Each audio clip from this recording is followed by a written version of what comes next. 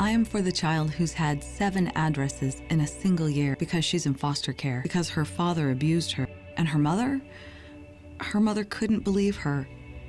She is the child I am for. I am a volunteer child advocate. I am you. Florida residents call toll-free 866-341-1425. Tap rooms are localized and they're geographic. The Hispanic community is much broader than one tap room. So what we decided to do was come out with a high-quality craft beer, 2 high-quality craft beers that appeal to the Hispanic taste and that we can distribute in all the Hispanic neighborhoods. Taino is a very light, refreshing beer. It's a social beer that you can drink probably for a good part of the evening, and it'll give you a nice light feeling. It's not a heavy beer, it's very airy, and it's very light. It's a 4.5 alcohol, which is low for beer. The Boricua is a 6.0. Now that's a stronger beer, and we designed it to be a little bit stronger than Heineken. Heineken is a favorite in the Hispanic community, so we have a little bit more muscle than Heineken. Boricua right now, in a very short amount of time, it's been a miracle for us because we've gotten a large range of acceptance at the retail level. We're in Publix, we're in ABC, Target is picking it up, we're in Sedano's, we're in Bravo's, 7-Elevens are picking it up because they're concentrating more on craft beer and the Hispanic market. So what we're trying to do is do a quality beer, a high quality beer, more taste, and that the Hispanic community will like.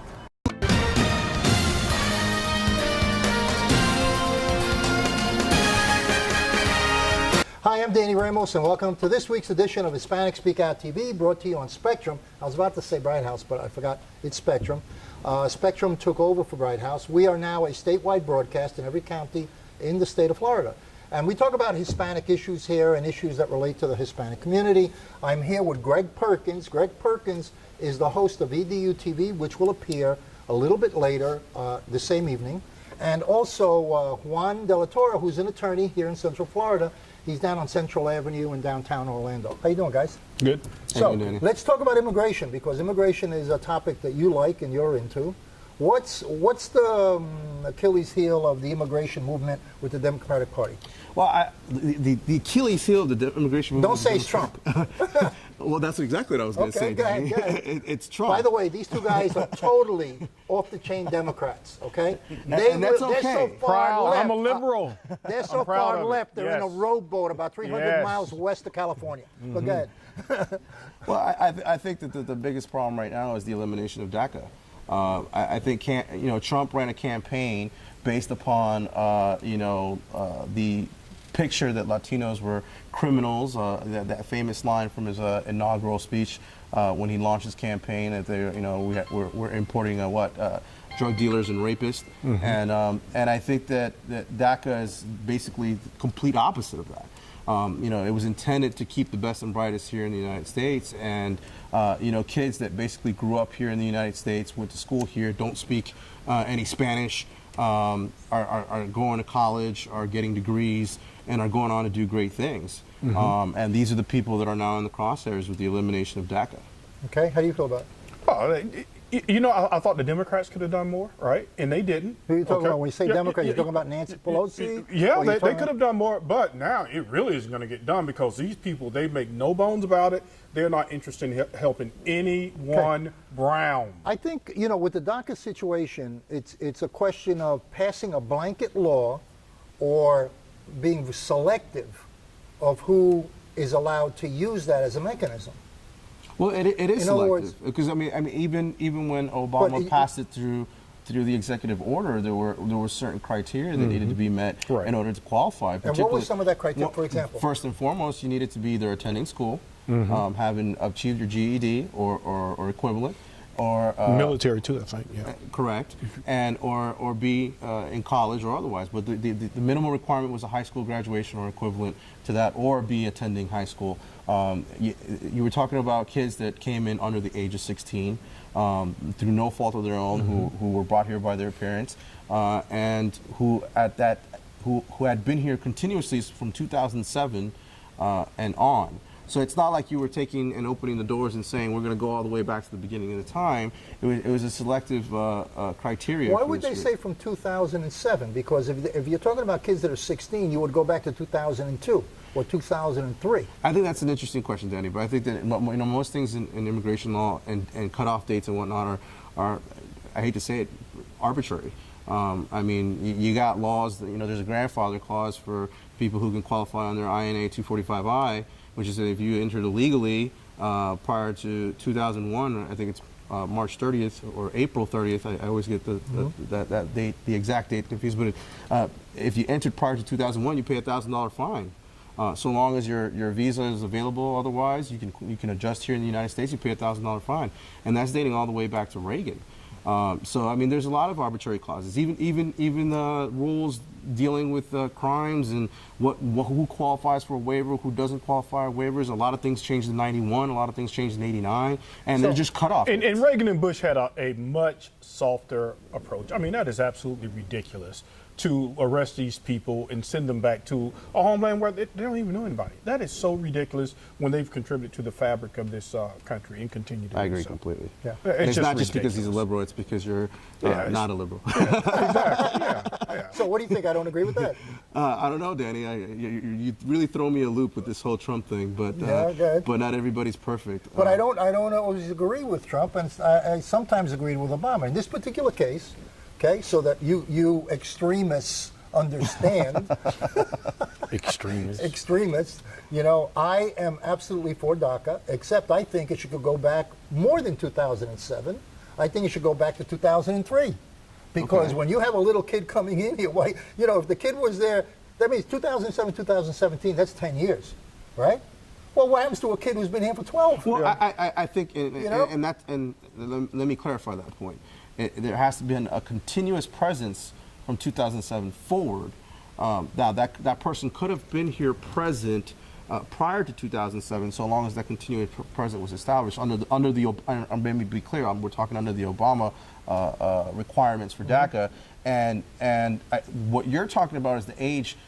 Where it breaks off in age. Right. So to have qualified, you have to have been under the age of 31 prior to the date of June 15, 2012. So basically, that calculates, if I'm not mistaken, to 2012. See, I was 32. You had to have been born on or after sometime in 1981. Well, I'm all June for 15, that. I'm all for that. I think, and I think that's going to be resolved. I really think that the Republicans are going to have to resolve that issue. He's not going to resolve that. He made a promise to kick all of them out. Well, No, I don't think he's going to kick them out. I think he's using it as a negotiating Republicans point had Congress. for the next move. That's what I think. Republicans took over Congress, and they were there, and they had the Gang of Eight, and Rubio was on board, and they just didn't want to give Obama the credit. They had an opportunity to do something about immigration reform. Obama said, "I'll sign it." Yeah. He said he says, "I'm on board," and they played politics with the entire issue. Well, of and I know that everything that happens in Washington plays politics. You know that, and everybody is going to move and maneuver to their party's benefit, But or Danny, their, it's or gotten their worse. personal benefit. It's gotten worse. Well, yeah, it's gotten I mean, worse. it is really, really because bad you're now. fighting for the power of control of the biggest country in the world. No, there used to You be know? a bunch of bipartisan stuff. Even now, Reagan's not my guy, but at least he was able to bring people together, and so was Well, Bush. he used to now work with Tip O'Neill. People, they're just Tip voting O'Neill down used to party cross the lines. aisle all the time. That is ridiculous. Everybody, Well, it's a straight. It's down- hardcore. It's Yeah, hardcore it is, right now. man. It's a bloodbath It's scary. in Washington. It's scary. But I think that DACA is going to be resolved. I really do. Now, that's my opinion. I'm saying it right here. You guys don't. Will Trump sign it? I it? believe he will sign it, but he's going to have to. But they're going to have all to that give stuff him. he said? I think. I mean, Listen, he's a negotiator. That guy's a negotiator. The way he panders to his base. Yep. After what happened in Charlottesville, Virginia. After. One incident gets labeled terrorism, another incident doesn't. Okay, I understand all of that. The way he panders to his base. He sure does, yeah. I don't see a man who ran on I'm going to get rid of all the illegals signing a bill that basically allows for quote unquote these illegal DACA individuals to stay here in the United States. I don't see that.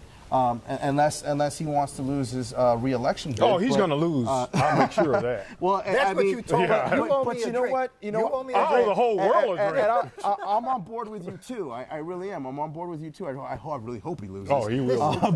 Greg was one of the people who walked around like a zombie when Trump won that night. Yeah. I bet him, and I said, Trump is going to win. He said, no way in the world. I'll jump off the building. My daughter called me. You mean Yeah. 63 million Americans who basically won more? My son had a birthday party that weekend. You want to know something? And I've never seen parents drink so much at a kid's birthday party. I mean, it was like, I was like, you know, I basically said, does anybody want a beer? And they were like, after this week, yes, very much so. And it was like a funeral. Like the parents were just all around So the you're back saying table. that you don't allow Republicans to go to birthday parties that you go to? Oh no, there were a couple there. I think that they just didn't want to admit it. But I'm sure that there were a couple. But I think the Republicans. DACA thing will be resolved. I think there's going to have to be a big piece of cake put on the table from the Democratic side for it. What that piece of cake will be, I don't know. But there's going to be a big compromise. And can we get the lights turned on in Puerto Rico too? Why is Well, that? you keep calling us leftist extremists, right? I'm Leftist extremists. So speaking of I said leftist extremists, but not speaking, leftists. speaking of Danny, Not leftists. what's Trump going to do about Venezuela?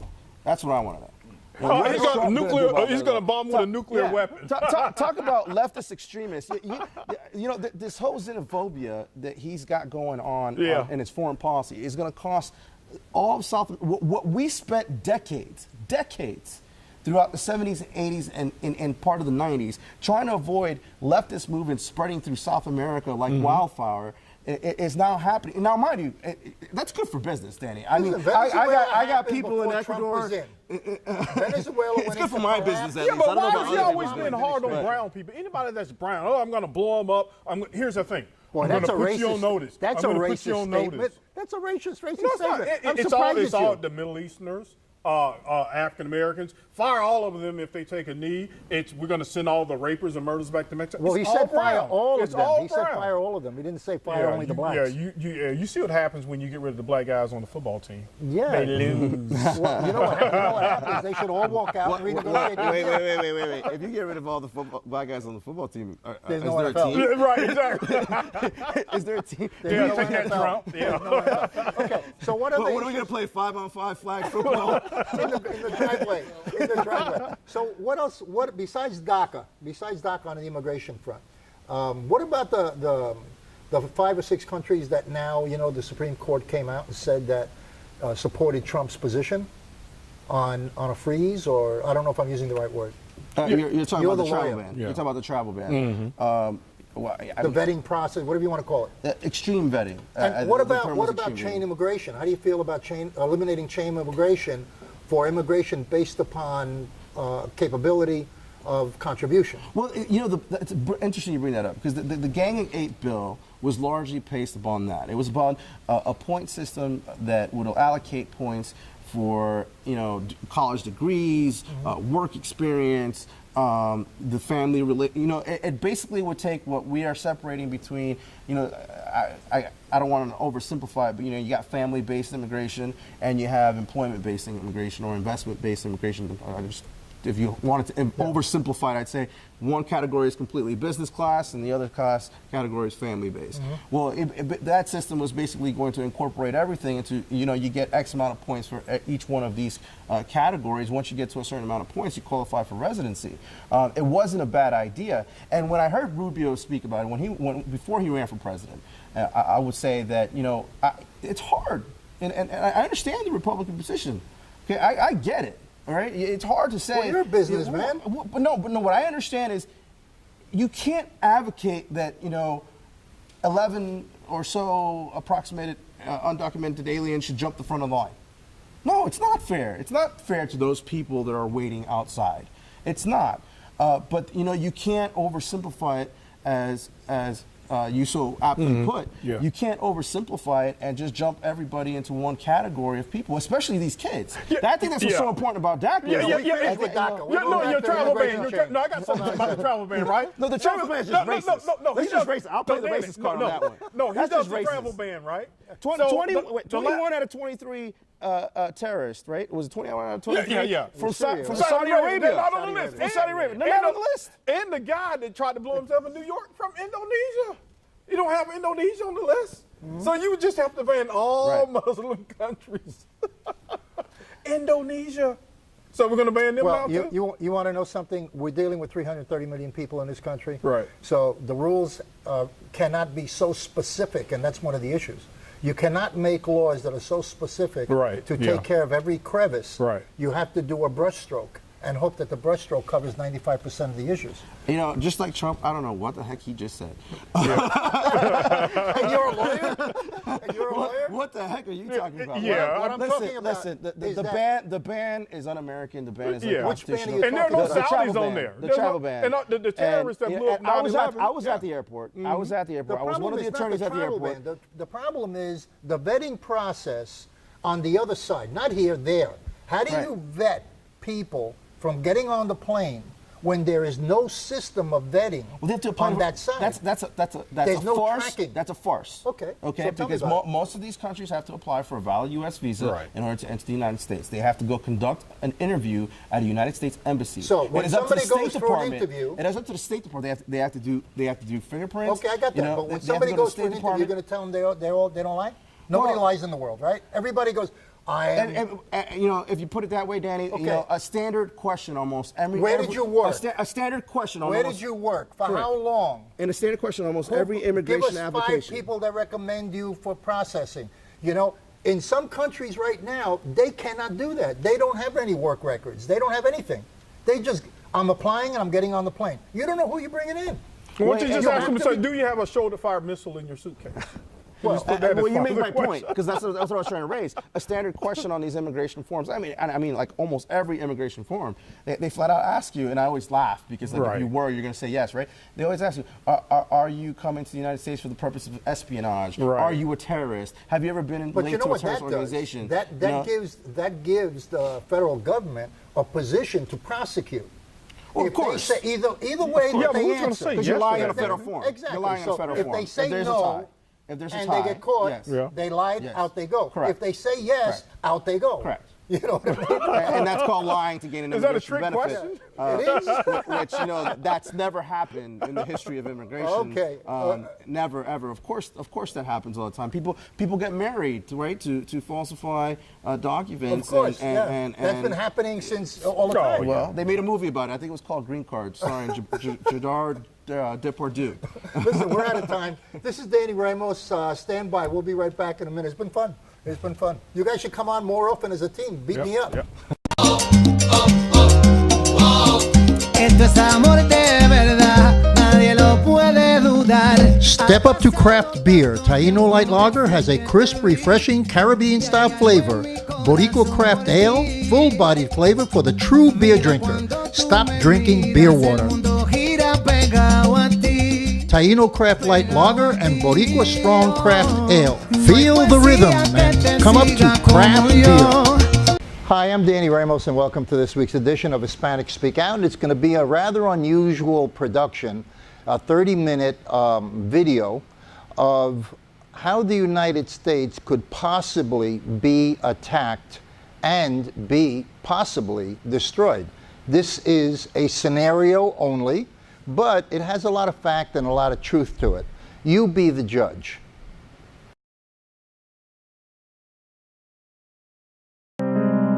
12:18 p.m. Friday, February 26, 1993.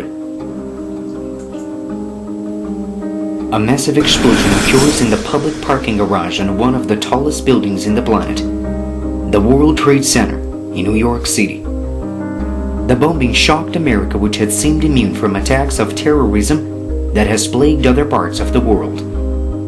Analysts say that this bombing opened the gates to what would later become the largest and best organized plot in American and world history. Who were the masterminds of the 1993 bombings? Did the FBI respond quickly enough? The motives, the ramifications, and the ripple effect.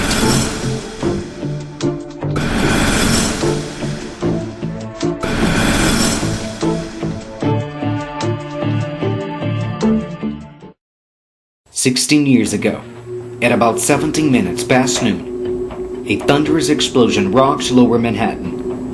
The epicenter was the parking garage beneath the World Trade Center, where a massive eruption carved out a nearly 100-foot crater, several stories deep and several more high. 6 people were killed almost instantly. Smoke and flames began filling the wound and streaming upward into the building. Those who were entrapped were soon pouring out of the building. Many were panic-stricken and covered.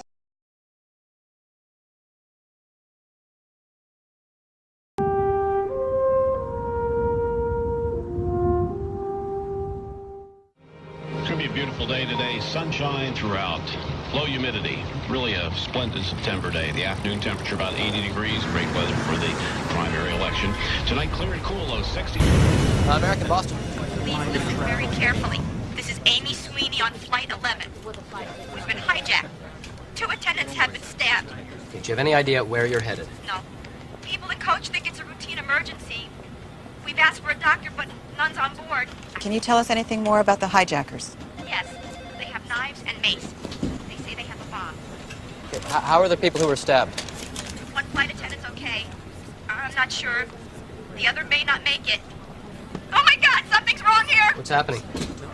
Amy, are you still there? We're in rapid descent. We're all over the place. Can you look out the window and tell us where you are? I see water, buildings. We're flying low. We're flying very, very low. We're flying way too low. Oh my God, we're...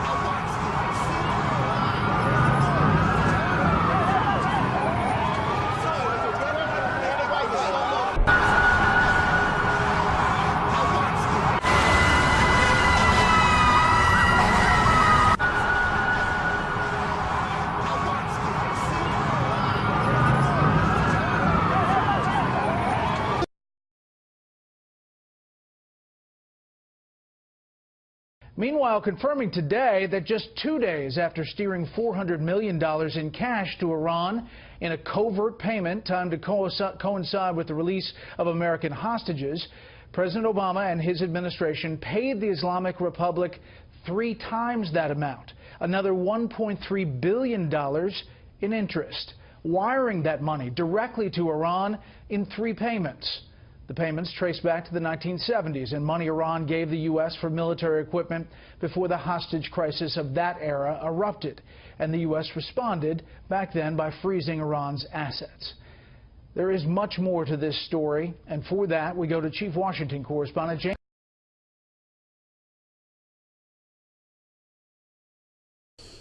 Iran plans to buy more than 100 aircraft from the French aircraft maker Airbus, and it has gained momentum as Iran's president is set to visit Paris. Iran Air Chairman and Managing Director Farhad Parvaresh said that the deal to buy 114 Airbus Group SE jets will be signed during Rouhani's trip. Parvaresh said that the purchase may include double-decker A380 Super Jumbo jet and A320 aircraft. Iran's Minister of Roads and Urban Development, Abbas Akhondi, also said that the first of the 114 aircraft are expected to be delivered before March 21. Iran is seeking to renovate its aging aviation fleet following announced a blockbuster deal to sell 80 commercial airplanes to Iran for nearly $17 billion. It's being touted as the biggest deal with Iran since the revolution there in 1979, only made possible by the Iran nuclear deal signed by President Obama last year. Well, the president-elect has denounced the Iran nuclear plan in the past and has yet to comment on this new Boeing deal, instead taking a second swipe at Boeing's contract for Air Force One on Fox News Sunday. More on the Boeing deal with Iran. Let's go to NBC's Ali Arouzi in Tehran. Ali, what are you hearing as it relates to this deal and this president-elect in some of his language? Well, Tamron, the deal is very significant. It's a massive deal, as you mentioned. 80 planes to be sold to Iran over the next 10 years for almost $17 billion. And it marks the biggest commercial deal between the United States and Iran since the 1979 revolution and the storming of the U.S. Embassy. Now, until recently, the government in Iran had been complaining that they hadn't seen any tangible results from the nuclear deal. Well, it's that nuclear deal that's enabled them to buy all of these planes from Boeing, which they really needed.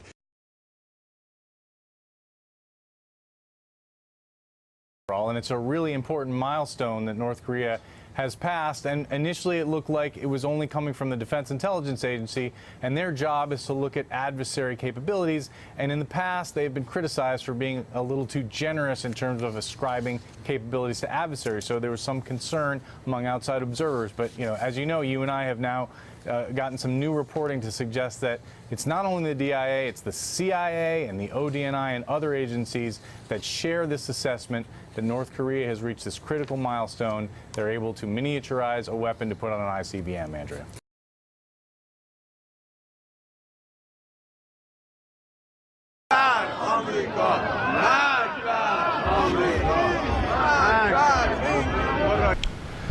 We're about to show you a map that shows passenger planes flying into secondary Western cities, and then those same passenger planes will go into primary U.S. cities. Those passenger planes potentially could be carrying miniaturized nukes that were purchased or gotten from North Korea and then flown into the United States all on one day, hitting 10 major cities with miniature nuclear bombs.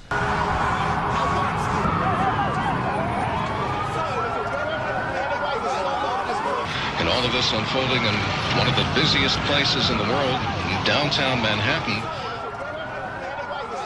Oh my God.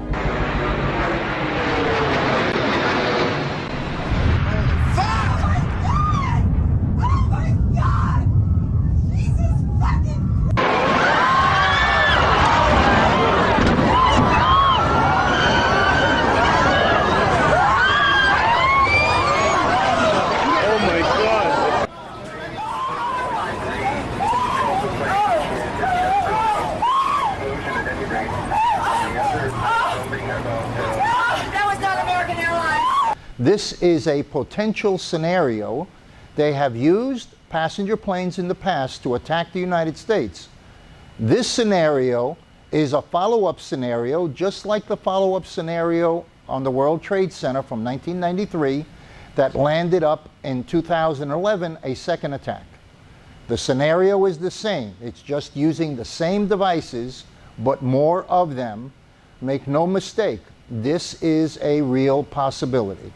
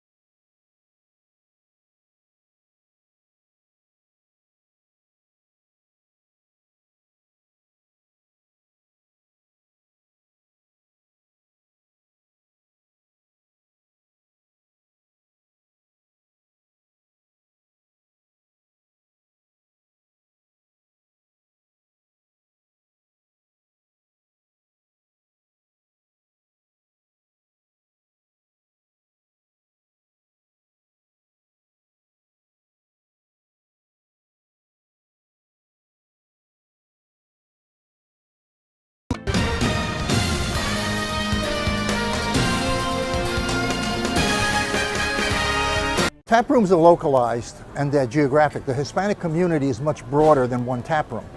So what we decided to do was come out with a high-quality craft beer, 2 high-quality craft beers that appeal to the Hispanic taste and that we can distribute in all the Hispanic neighborhoods. Taino is a very light, refreshing beer. It's a social beer that you can drink probably for a good part of the evening, and it'll give you a nice light feeling. It's not a heavy beer, it's very airy, and it's very light. It's a 4.5 alcohol, which is low for beer. The Boricua is a 6.0. Now that's a stronger beer, and we designed it to be a little bit stronger than Heineken. Heineken is a favorite in the Hispanic community, so we have a little bit more muscle than Heineken. Boricua right now, in a very short amount of time, it's been a miracle for us because we've gotten a large range of acceptance at the retail level. We're in Publix, we're in ABC, Target is picking it up, we're in Sedano's, we're in Bravo's, 7-Elevens are picking it up because they're concentrating more on craft beer and the Hispanic market. So what we're trying to do is do a quality beer